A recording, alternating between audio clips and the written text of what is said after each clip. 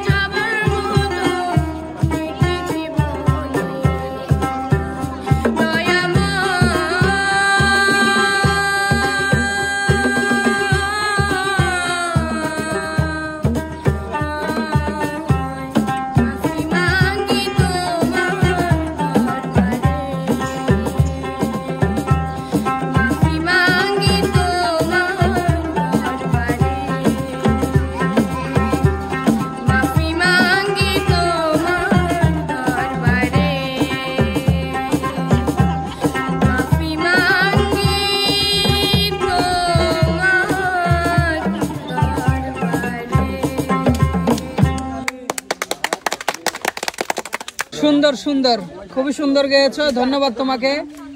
আর ওস্তাদ, হ্যাঁ সাগর, গান কেমন লাগলো আপনার কাছে? মানে প্রার্থনামূলক গান খুবই ভালো লাগলো। ও ছোট মানুষ কিন্তু গানটা কিন্তু খুব বড় মাপের একটা গান, জি, খুবই ভালো লাগলো। গাওয়ার চেষ্টা করেছে। সুপ্রিয় দর্শক, গানটি আপনাদের কাছে কেমন লেগেছে কমেন্ট করে জানাতে ভুলবেন না। ভালো লাগলে লাইক কমেন্ট শেয়ার করে এসএস প্রতিভার সাথে থাকবেন।